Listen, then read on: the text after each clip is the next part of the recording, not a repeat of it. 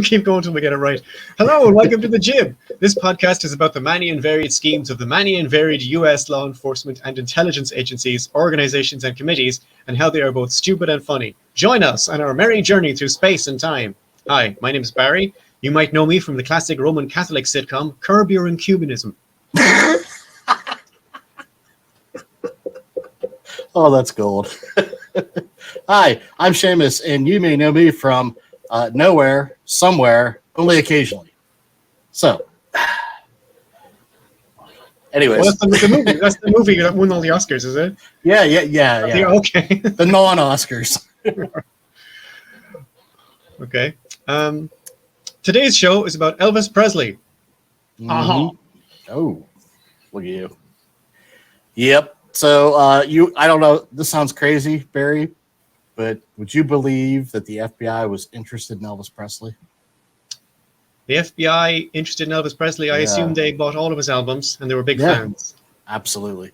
So, the FBI, especially under Hoover, would gather extensive files on public figures. King of Rock and Roll is absolutely no exception there, right?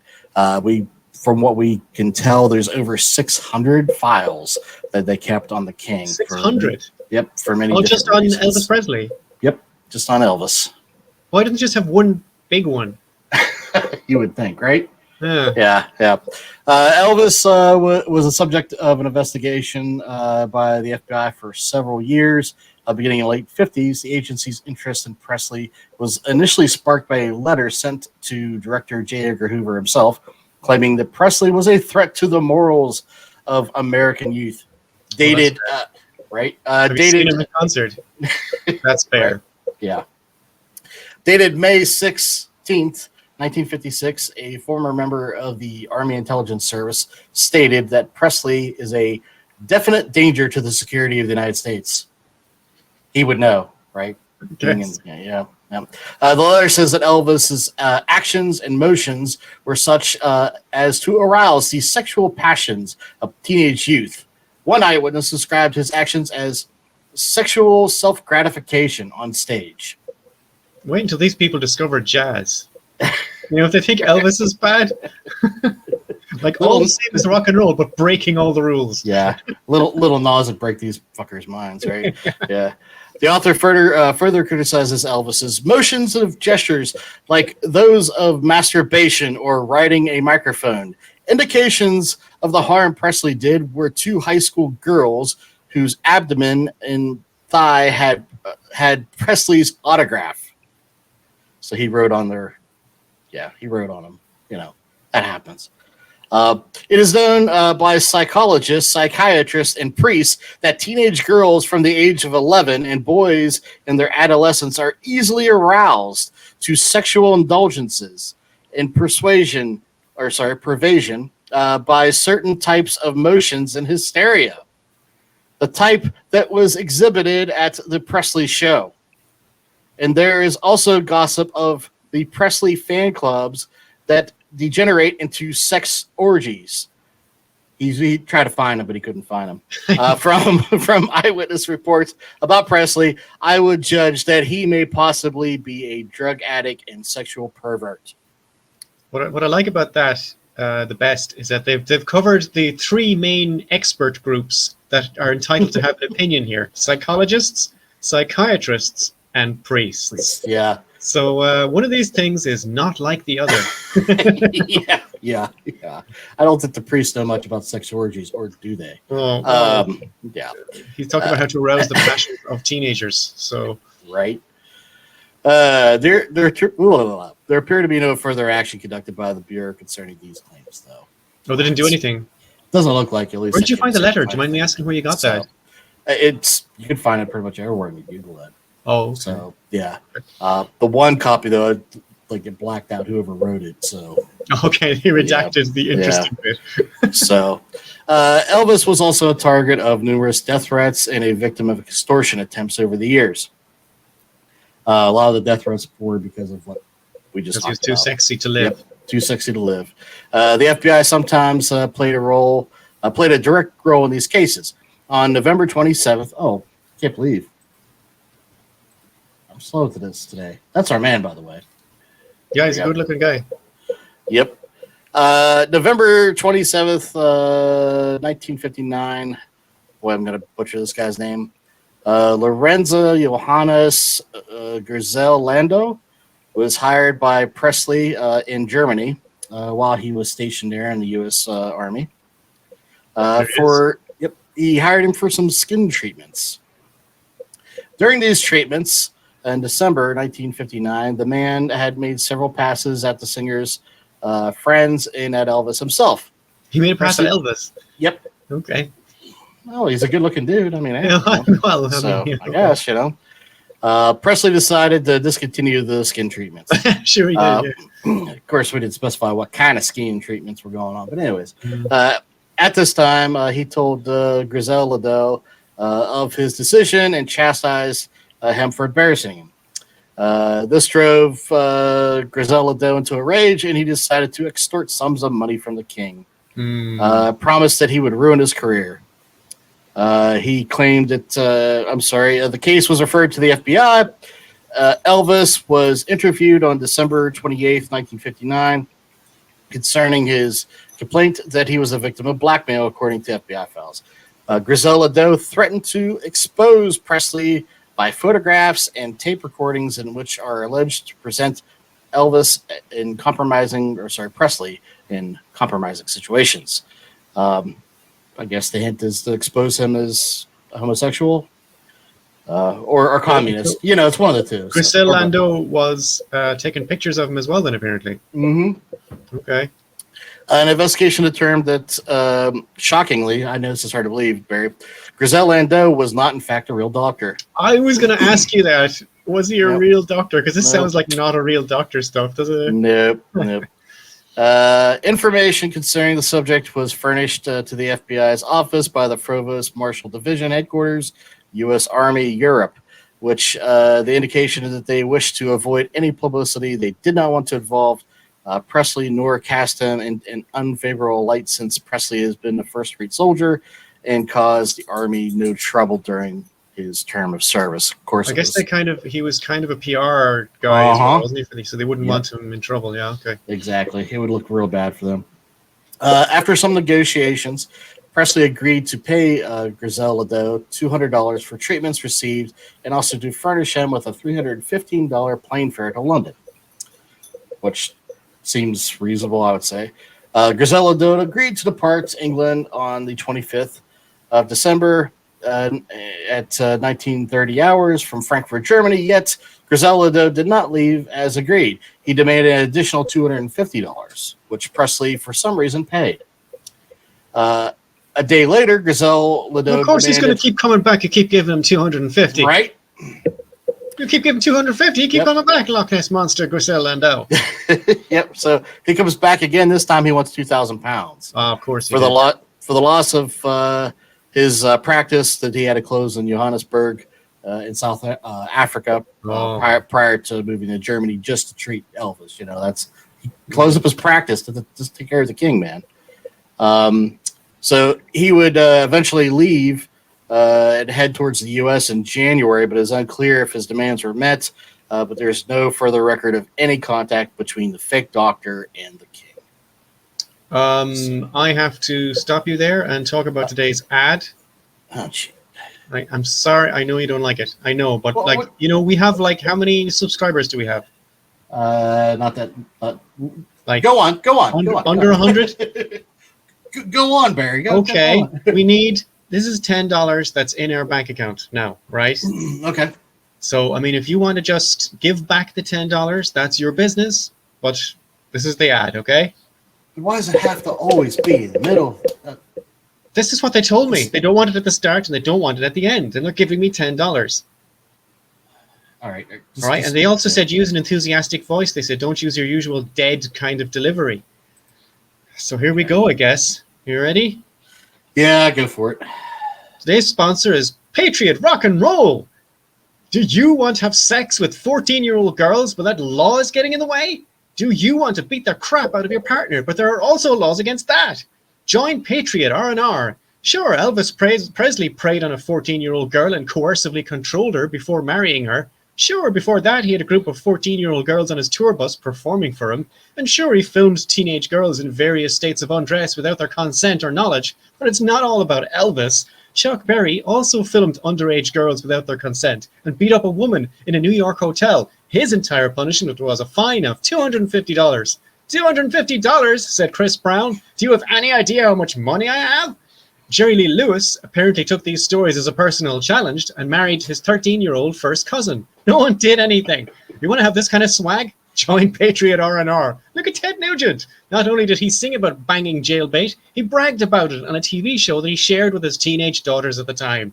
Yeah, even a draft-dodging sex criminal can be the face of the NRA. You too can join Patriot R&R. Both Ted Nugent and Steve Tyler of Aerosmith became legal guardians of underage girls they wanted to have sex with. But it's okay because they're rock stars. Become a rich and powerful rock star and get away with literally any abuse of women you want by becoming a member today. Oh, we need to ask for more money for these ads. Oh, $10 is $10, bud. I don't not know. all rock stars are pedophiles. Let's just start out there, right? I didn't say any of them were pedophiles. Okay, all right, cool. That's Good the enough. word you used. I said they were sex criminals. Fair enough. Moving along. So, December 1970, the king became upset with hello. his father. Yep. That's His the father? 14-year-old girl we were talking about in the ad. Uh-huh. Mm. Yep. That's his wife, Priscilla, right? Yeah. So his father and wife made a big fuss about his excessive spending, approximately $100,000 on Christmas gifts, which is a shitload of money in any Go to time, Christmas. let alone in the 1970s. Yes. Elvis didn't like this, so he jumped on a plane to D.C., booked himself a hotel room, but got bored. Okay. So then he jumped back on another plane, heading out to L.A. Then Elvis had a vision, which I'm sure a vision, hallucination, drug-filled rage, whatever, that he was needed in D.C. He boarded an American Airlines plane bound for D.C. While en route, he decided to make a formal request to meet the President of the United States. He used... Load. There we go. Stationary. Okay, is that the American actual Airlines. letter? Yep. He wrote that Did letter he- on the airplane. Yep. He had to Brilliant. use six different bits of paper there from the airlines. Fantastic. And it was written a formal request to meet then President Richard Nixon. I almost said Ronald Reagan. Richard Nixon. Yeah. So do you want me to read this, or would you like to read this, Barry? What do you think? I don't care. I'll read it if you like. Okay. Can you do it, Elvis? I can, but I don't think that would be a gift to our listeners who are already forbearing. Okay. All right, it says, Dear Mr. President, first I would like to introduce myself. I am Elvis Presley and admire you and have great respect for your office. I talked to Vice President Agnew in Palm Springs 3 weeks ago and expressed my concern for our country, the drug culture, the hippie elements, the SDS, Black Panthers, etc. Do not consider me as their enemy, or as they call it, the establishment. I call it America and I love it. Sir, I can and will be of any service that I can to help the country out. I have no concern or motives other than helping the country out. So I wish not to be given a title or an appointed position. I can and will do more good if I am made a federal agent at large, and I will help out by doing it my way through my communications with people of all ages. First and foremost, I am an entertainer, but all I need is the federal credentials. I'm on this plane with Senator George Murphy, and we've been discussing the problems that our country is faced with. Sir, I am staying at the Washington Hotel, room 505, 506, 507. I have two men who work with me called Jerry Schilling and Sonny West. I'm registered under the name of John Burroughs. I'll be here for as long as it takes to get the credentials of a federal agent. I have done an in-depth study of drug abuse and communist brainwashing techniques, and I'm right in the middle of the whole thing where I can and will do the most good. I'm glad to help as long as it's kept private. You can have your staff or whatever call me anytime, today, tonight, or tomorrow. I was nominated this coming year one of America's 10 most outstanding young men. That will be in January 18 in my hometown of Memphis, Tennessee. I am sending you the short autobiography about myself so you can better understand this approach. I'd love to meet you just to say hello if you're not too busy. Respectfully, Elvis Presley. P.S. I believe that you, sir, were one of the top 10 outstanding men of America also. I have a personal gift for you, which I would like to present to you, and you can accept it, or I will keep it for you until you can take it. Oh, that's a hell of a letter. That's a letter, yeah. Hard to ignore, right? So a couple things we have to consider, right? Elvis himself was fucking like balls deep in drugs at this point, right? It sounds like a paranoid, delusional rant. Yeah. So for those that don't know, I mean, he was taking a lot of prescription drugs, but also, non-prescription, wink, wink, nudge, nudge. Yeah. Mixed out with some booze now and then. Yeah. I think when he died, fucking the drugs train in his wreck. system. When he died, the drugs in his system were all prescription drugs. There was no recreational stuff found in his system at all. Right. But he's also the This guy is that introduced. 1970. Yeah. Go on. He's also the guy that introduced drugs to Johnny Cash. So. Is he? Yep. Oh, that's not good news. Yeah. No, I don't like that. Yep. So But then Richard Nixon managed to get that level of paranoid delusions without any drugs at all. booze. And this is Lots of 1970, which would be right bang in the middle of Nixon's most paranoid and most delusional period. But okay. I want to come back to that. Remind me. Is there something else to touch Yeah, on? I'll that? definitely remember, Shane. Yeah. So, but I love that, his when he says, "I've studied the drug culture." Yes, you have. Yes, you have. Dude, you are the drug culture. I looked in the mirror. Oh my God. Anything else you want to touch on with that letter? Because that's just fucking amazing. No, I think it speaks res ipsa loquitur. It speaks for itself. Oh, it's wonderful. It's the best thing. Nixon was first against meeting Elvis. Oh, he's not that delusional then, is he? Yeah, just saw him as another pop star. He was slowly convinced by staff who kept reading back the praise that Elvis gave him, top 10 man, yada, yada, right? Yes. Also hammering on that having the king, as somebody out there probably looked pretty good for him, especially with young voters who exactly weren't lining up to vote for fucking Nixon. Yeah, Nixon, you can be cool, like one of the young people. Right. So, December 21st, 1970, the king would meet the dick. The dick. Elvis showed up 30 minutes early with his two bodyguards, friends, whatever, West and Schilling. I can't remember the other. Yep.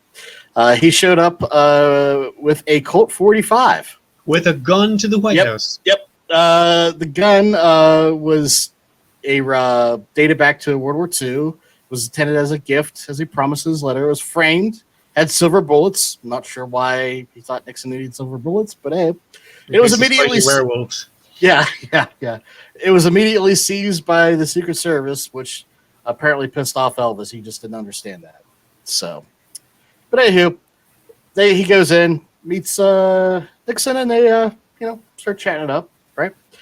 During the meeting, Elvis and Nixon discussed a wide range of topics, including young culture, the Beatles, and communism. The Beatles? Yep. He repeated his claims from the letter that he considered himself to be an expert in drug culture. Yes, you are, sir. Yes, and he wanted to help the government fight drug abuse. That reminds me of the Barton Fear and Loathing in Las Vegas, the Hunter Thompson book, Yeah. where they hire him to go to the district attorney's conference on narcotics. Yes. He's the only guy in the room who knows exactly what's going on, and the rest of them are talking rubbish. You're getting that kind of beat off Elvis Presley right now. So it was like Elvis was like, so what we need to do is you just give me all the drugs, and Yes. it'll be okay. Give me the pennies, Nobody the else has the uppers, the downers, the acid. Trust me. You can Nobody trust else me. nobody else will have the drugs. I'll have the drugs. Thank you very much. Thank you. Elvis expressed his concerns about the drug problem in America and suggests that he be made a federal agent at large. Is at large just a code word for not? Yeah, right? Yeah. To help combat drug abuse, Nixon, who apparently found the encounter awkward, expressed a belief that Presley could send a positive message towards young people, and it was therefore important that he retain his credibility, as he told Presley. When he says his, does he mean Elvis or Nixon? His own or Elvis? Oh, okay. Elvis. He's trying to do him a favor. Like, yeah, you need to keep your cred, man. Okay. You start joining the man, then you lose your street cred, So don't Sure. do that, right? Nixon and his aides were amused by Elvis' request, and although they did not grant him a request to become a federal agent, they did present him with a Bureau of Narcotics and Dangerous Drugs badge, which is a precursor to, excuse me, the DTF. Bureau of Narcotics and Dangerous Drugs. Yep. Okay, So, now here we go. I know you showed me this before we started recording, and you said that's real. Yep. So the only thing that's different is because I try to get a picture of the badge and him. The picture of him in the uniform. He's in. For those listening, he's in a police uniform, like fucking New York City police. And it does look shopped. The only thing that's shopped is the background. The background is the American flag. But it does look. It looks like he's been shopped to look like an airplane pilot or something. Yeah, I know it's terrible, but that is him, and that he has. Yeah, the picture. If you wanted to shop him to make him look ridiculous after making this claim of being a federal agent at large, it wouldn't look very different from this. No, that's a real photo. You promised me. Yeah, you can Google. Okay, yeah, sure, I believe you. So yeah. Anyways, they give him the badge. Yeah, Elvis didn't have any actual authority, though. That didn't stop him from referring to himself as a federal agent at large to anybody that would listen to him. The handshake that preceded a spontaneous. By the way, this federal agent at large thing was the only reason he got it was because he said, "Oh, I'll have to keep it a secret, right?"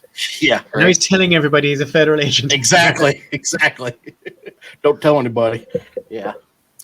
So, anyways, there's this picture, which is the two shaking. Which, by the way, can we take a moment to admire what Elvis showed up in to meet the fucking president? Cool.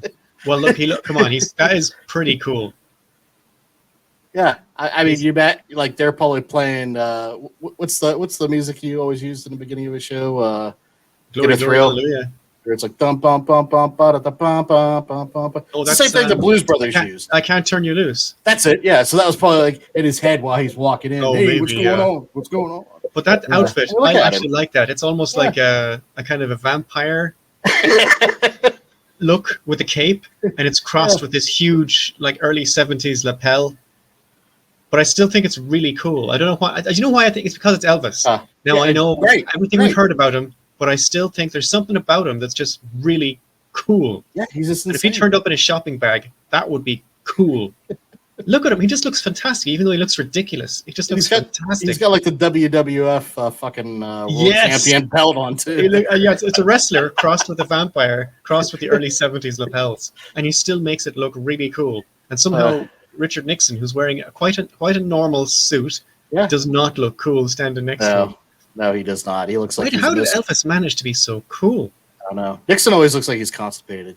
You know? He does. And you said earlier that this is, I wanted to say it at the time, but he said he found the meeting awkward. Yes. But I've never seen Richard Nixon meeting anyone when he didn't look awkward.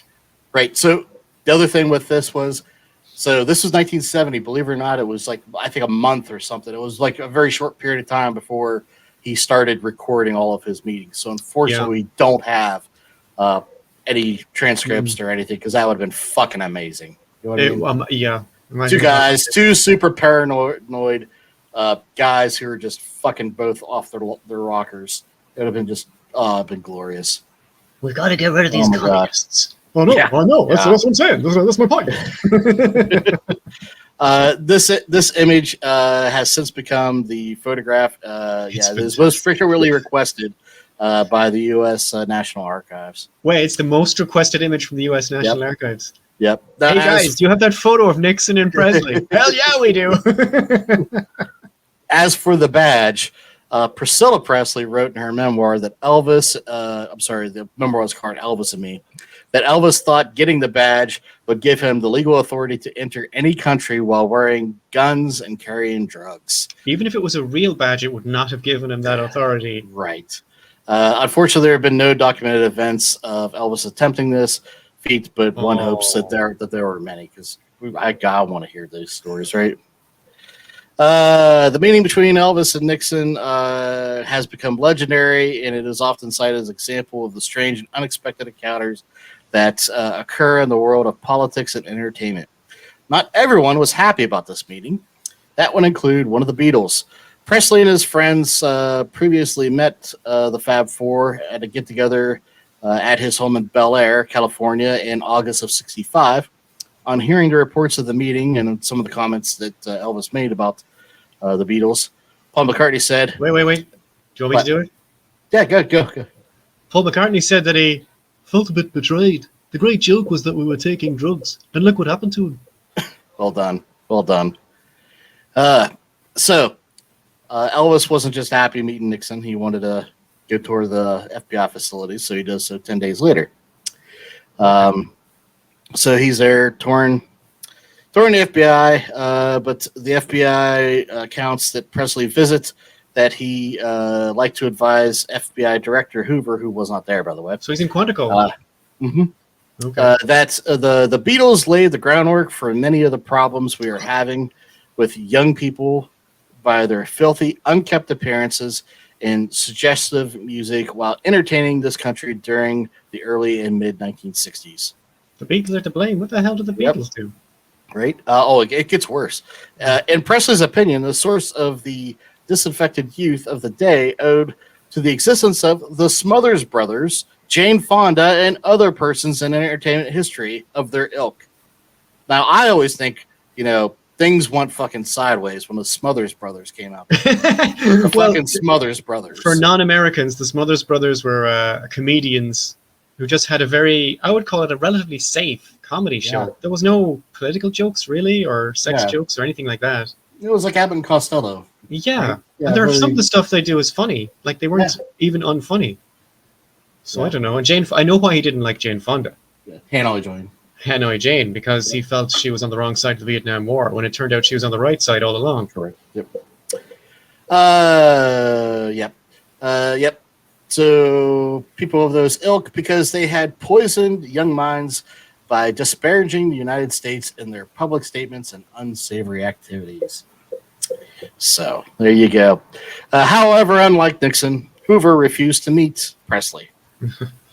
A released report from the 1970s records agent Milton Jones observed, Presley's sincerity and good intentions notwithstanding, he is certainly not the type of individual whom the director would meet. It is noted at the present time he is wearing his hair down to his shoulders, and he indulges in wearing all sorts of exotic dress. And Hoover would not like that. Yeah, because Hoover liked to wear dresses. He doesn't like competition. Also, is that shade on Nixon when Hoover said, no, we shouldn't be meeting this kind of person? Is he trying to... You know what? Probably. There's Elvis. Probably. Yeah, in his less glorious years. Yep. This is from his last concert in 1977. Glory, So- glory, hallelujah. Oh, nice bear. Mm. Yep. I do like Elvis. I like his songs, but Yeah. he apparently was insane, deluded, and manipulative. So I know whatever they found him dead. He was full of a shit ton of drugs. So yes, but apparently they were all prescribed. yep. So when you're rich, I guess you can find a doctor to prescribe you these things. And that's all we got for That's it. Elvis and the FBI and Richard Nixon and all that happy stuff. So All right. all right, So do we move now to our next thing, which is what's it called? What's the news?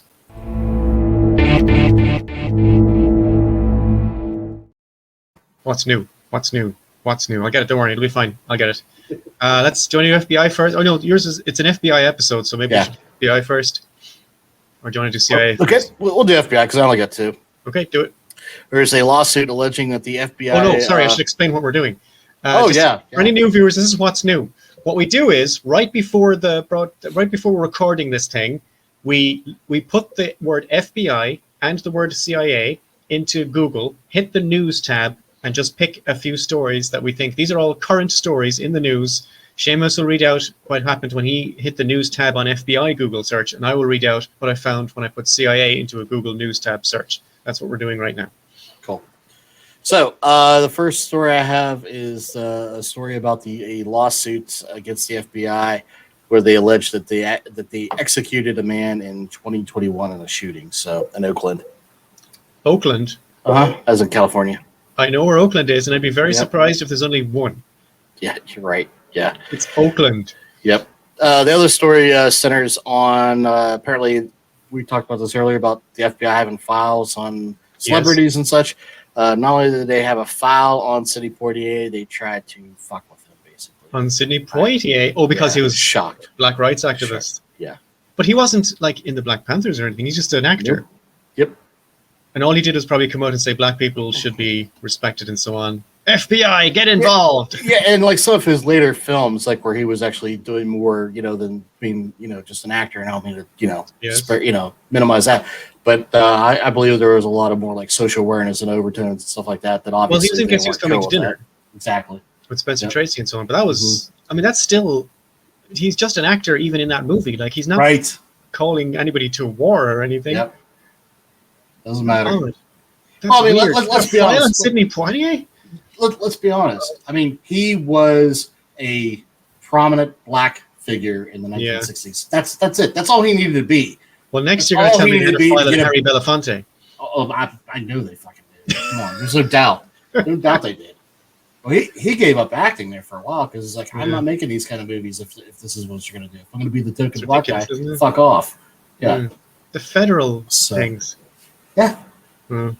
Yeah. You'd think if these people had trouble, it would be from like localized clan Right. groups or something, not the Yeah. federal police. Yeah. Well, I'm glad things changed. There's been no difference, right? There's been a huge difference. They Yes. stopped investigating, like, I told you, no activist sarcasm. groups and stuff, right? Yeah. I have So, weapons grade autism. No sarcasm, all right? I won't get it. Want to hear the CIA ones?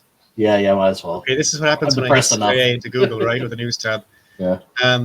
One story says the head of the Central Intelligence Agency told the Munich Security Conference on Saturday that Russia was putting a lot of work into disrupting the agency's intelligence collection efforts, but without success. So Russia's still trying to disrupt the CIA's efforts. I guess Yeah. that's about Ukraine more than anything else. yeah. They They want to be able to steal a different coup or sabotage that they're trying to They're gonna do, just right? ignore all the other yeah, things. Yeah. yeah. What's going on in Syria? Shut up about Syria. Okay. Nord Stream. Yeah. Another story is the CIA can't let go of its search for spies in its ranks. An op-ed, sometimes the stories about the spies who aren't there, is a clear example of how the virus of Kim Philby still infects the CIA and its staff. Philby was the most significant Soviet spy to work in and with British and US intelligence during the 20th century. And it's just a story about all the efforts the CIA are making to try and figure out all the double agents. Good luck, buddy. If Philby's anything to go by. Fantastic Rory Gallagher song, by the way. Yeah, Philby.